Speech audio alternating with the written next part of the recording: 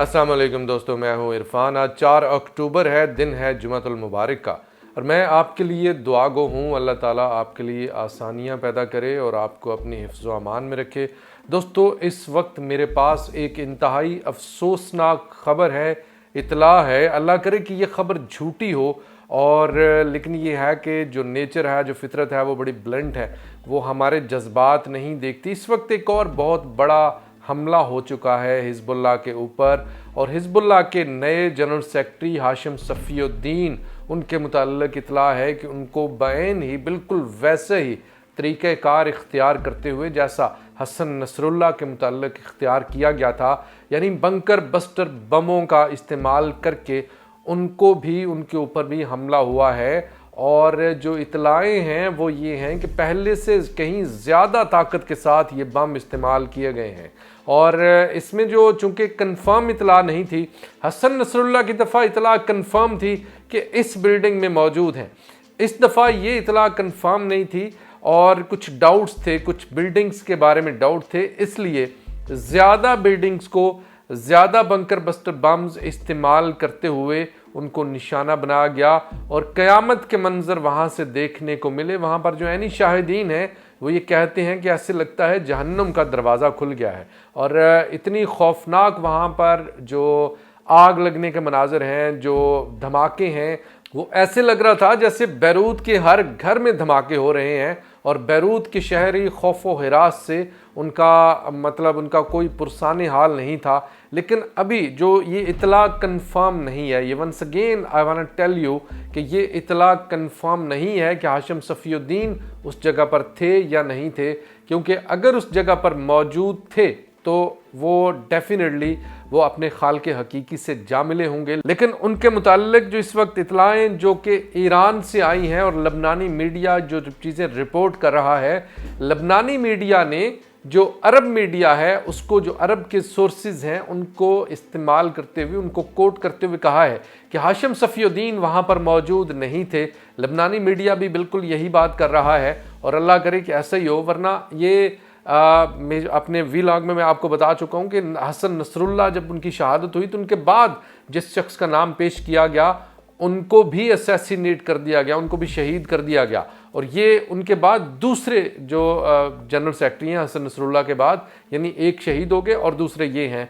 तो अब इनके बाद भी जो है वो अभी तक इतलाएँ कन्फर्म नहीं है। जो इस्राएली फ़ौज है वो दावा कर रही है कि हमने हाशिम सफ़ीउद्दीन को हमने शहीद कर दिया है, लेकिन इसके मुताल्लिक़ अभी तक हिज़्बुल्लाह की तरफ से मुकम्मल खामोशी है। लबनानी मीडिया मुकम्मल तौर पर खामोश है, इस हवाले से कोई इतला नहीं है। लेकिन जो चीज़ें इसके अलावा और मैं आपको बताऊँगा वो ये हैं कि लबनान के हमलों में कहीं से भी ये नहीं लगता कि क़यादत का फुकदान कहीं पर आया हो। क़यादत जो है वो उसके मुताल्लिक़ कुछ डाउट्स आए हों कि क़यादत नहीं है, उनके जनरल सेक्रेटरी के जाने के बाद कमी आई हो हमलों में, या कहीं से इसराइल ने पहले हमले करके हसन नसरुल्लाह को शहीद किया, उसके बाद शहीद करने के बाद उन्होंने इसके बाद इन्वेड किया, इन्वेड करने की कोशिश की तो उनको मुँह की खानी पड़ी। सिर्फ कल के दिन में, एक दिन में 100 से ज़्यादा इसराइली फ़ौजी हलाक हुए हैं। और इसके अलावा उनके कई मरकावा टैंक्स, उनकी कई आर्मर्ड गाड़ियाँ, ये तमाम की तमाम जो है इतला है कि ये मुकम्मल तौर पर तबाह व बर्बाद हो चुकी हैं। इसके अलावा एक बहुत बड़ी तादाद है जो कि ज़ख्मी होने वाले फ़ौजियों की है, जिनको बाद में वहाँ से इवैक्यूएट किया गया। और उनके मुताल्लिक़ भी जो इतलाएँ मिल रही हैं वो ये है कि वो उम्र भर के लिए अपाहज हो गए हैं कुछ। लेकिन दोस्तों याद रहे कि एक हसन नसरुल्लाह शहीद हुए, उनकी जगह लेने के लिए कई हसन नसरुल्लाह पैदा भी हो गए। और इराक़ की जो हेल्थ मिनिस्ट्री है उसने बाकायदा से ऐलान किया है हसन नसरुल्लाह की शहादत के बाद एक दिन के अंदर जो पैदा हुए बच्चे, उनमें से कम 100 के नाम हसन नसरुल्लाह रखे गए। तो क़यादत की कमी कहीं से नहीं आएगी। असल जो तरीक़ाकार है, असल जो चीज़ है वो ये है कि रास्ता किस तरह का इख्तियार करना है आपने, और वो रास्ता तयन करता है कि किस रास्ते पर चलकर आप अपनी मंजिल तक पहुंच सकते हैं। वहीं पर जो हिज़्बुल्लाह है उसके हमले जारी हैं, और पहले से ज़्यादा बढ़ चढ़ कर जारी हैं। मैं उनकी सिर्फ एक झलक आपको दिखलाकर कुछ बड़ी अहम तरीन चीज़ें हैं और जो कि आपके साथ मैं शेयर करना चाहता हूँ। इस वक्त जो अहम तरीन चीज़ है वो ये है कि जो अरब ममालिक हैं उन्होंने एक ऐसा ऐलान किया है जिसने इस वक्त इसराइल और अमेरिका को न सिर्फ सोचने पर मजबूर कर दिया है बल्कि उनको पीछे हटने पर मजबूर कर दिया है। ये ऐलान जो है ये बड़ा ज़रूरी है, ये बड़ी अहम तरीन डेवलपमेंट है जो कि आपके साथ मैं शेयर करूंगा। लेकिन सबसे पहले दोस्तों आपको बता दूं कि हिजबुल्लाह ने मेट्योला आर्चर्ड के इलाके में तबाही मचाई है, वहाँ पर मिसाइलों का इस्तेमाल किया गया है। इसके अलावा कफर कीला, जहाँ से इसराइल बार बार लबनान के अंदर घुसने की कोशिश करता है, उसको निशाना बनाया है। इसके अलावा 20 मिसाइल मेट्योला के इलाके पर दागे हैं जिनमें से काफ़ी बड़े नुकसानात की इतलाएँ मिल रही हैं। और जो हैब्रू मीडिया कोट कर रहा है, रिपोर्ट कर रहा है, कम अज़ कम 100 मिसाइल नॉर्दर्न इसराइल पर दागा गया है। और वहीं पर जो एक और जो मिलिट्री एनालिस्ट हैं जो कि इस इलाके को कवर करते हैं, एलिजा उनका नाम है, उन्होंने अपने एक पोस्ट के अंदर बताया, उन्होंने कहा कि इसराइल के ऊपर आज सुबह कम से कम 220 रॉकेट्स दागे गए हैं और जिनसे बड़े पैमाने पर बिल्डिंग्स को, इंफ्रास्ट्रक्चर को, और ख़ासकर जो चूँकि इस वक्त जो इसराइल की एक बड़ी तादाद जो है वहाँ पर बॉर्डर पर मौजूद है और ख़ासकर वहाँ पर उनकी गाड़ियों को निशाना बनाया गया है, तो काफ़ी बड़े बड़े नुकसानात की इतलाएँ इस वक्त मिल रही हैं। और इस वक्त भी जो हिजबुल्लाह है उसके जो मिसाइल दागने की ताकत है, जो मिसाइल का उसका स्टॉक है वो बिल्कुल सेम का सेम है, उसकी क़यादत में कहीं फुकतान नहीं है। आज भी हिजबुल्लाह जो है वो अगर चाहे तो कमो बेश सैकड़ों मिसाइल डेली बेसिस पर वो दाग सकती है। उसके लॉन्चर्स बिल्कुल वैसे हैं जिनके मुताल्लिक इसराइल ने दावा किया था कि हमने लॉन्चर्स तबाह कर दिए हैं, वो तमाम की तमाम चीज़ें बिल्कुल वैसी ही हैं। इसके अलावा जो इसराइल का एक और न्यूज़ आउटलेट है जिसका नाम हडाशत बज़मान है, उसका कहना है कि लबनान की जो आर्टिलरी है उसकी भारी फायरिंग से इसराइली फ़ौज का बहुत बड़ा नुकसान हुआ है। और इसके अलावा जो सेटलर्स हैं और जो वो मुसलसल शेल्टर्स में रहने पर मजबूर हैं और उनको बाहर आने ही नहीं दिया जा रहा और ना ही उनको मौका मिल रहा है कि वो अपनी रोज़मर्रा की एक्टिविटीज़ सरअंजाम दे सकें। वहीं पर जो बड़ी बड़ी साइट्स जो कि जिनके मुताल्लिक मैं आपको बताना चाहता हूँ, उनमें अवीवम साइट है जिसको रॉकेटों का निशाना बनाया गया है। सफद शहर के ऊपर बहुत बड़ी तादाद में रॉकेट दागे गए हैं। इसके अलावा मेट्योला के इलाके में आपको बता चुका हूँ, मेट्योला के इलाके में फलक मिसाइल और कटायुशा रॉकेट्स जो हैं वो इस्तेमाल किए गए हैं। इसके अलावा कफर गिलान किबूट्स और गलीली पैन हैंडल, इन दो इलाकों को बार बार निशाना बनाया गया है, बार बार इन पर रॉकेट्स दागे गए हैं। और मोर ओवर जो हाइफा से खबर है, हाइफा के अंदर एक सखनन बेस है जो कि मिलिट्री इंडस्ट्री के लिए मशहूर है और वहाँ पर मिलिट्री इंडस्ट्री यानी मिलिट्री से रिलेटेड काफ़ी सारी चीज़ें वहाँ पर बनाई जाती हैं।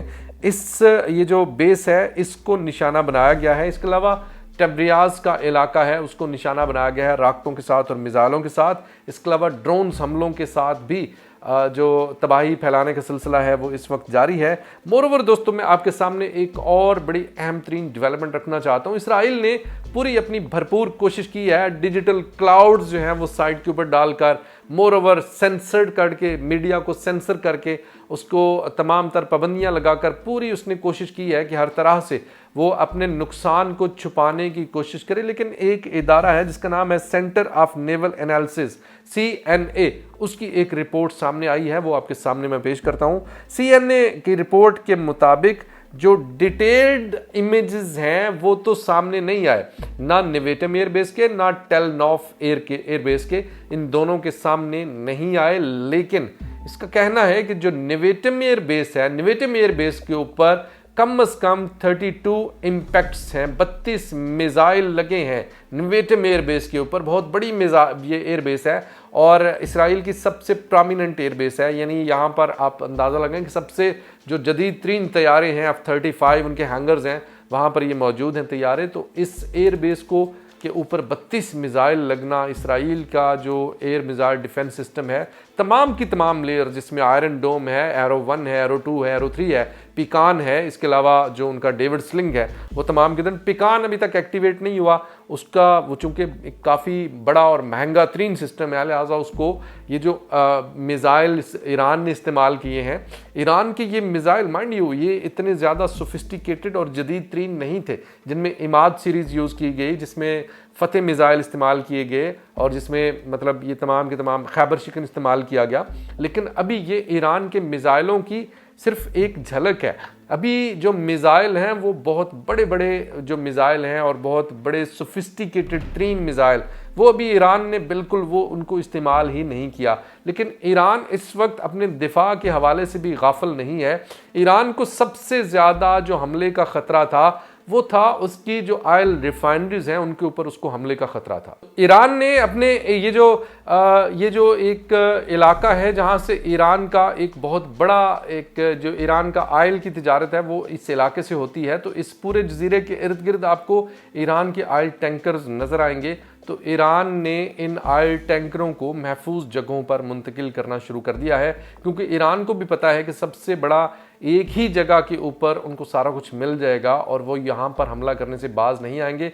दूसरी जो अहम तरीन जगह है वो न्यूक्लियर साइट है, लेकिन न्यूक्लियर साइट के ऊपर, ईरान की न्यूक्लियर साइट के ऊपर हमला कभी नहीं किया जाएगा।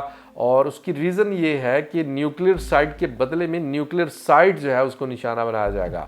अगर वो ईरान की किसी न्यूक्लियर साइट के ऊपर हमला करते हैं तो डिमोना जो है वो ईरान के डायरेक्ट निशाने पर होगा। लेकिन अभी आने वाले हालात में कुछ भी बाइद नहीं है कि क्या हो जाए, क्या किया जा सकता है, ये इसराइल अभी सोच रहा है। इसके ऊपर जो मैथ्यू मिलर है, यूनाइटेड स्टेट के जो स्टेट डिपार्टमेंट के स्पोक्स पर्सन है, उनका कहना है कि हम इसराइल के साथ मुशावरत कर रहे हैं, हम बातचीत कर रहे हैं, हम देख रहे हैं कि ईरान को हमने कहाँ से हिट करना है। यानी वो बाकायदा से इसराइल की तरफ से होकर इस वक्त लड़ा जा रहा है, इसको बाकायदा से पार्टी बनाया जा रहा है।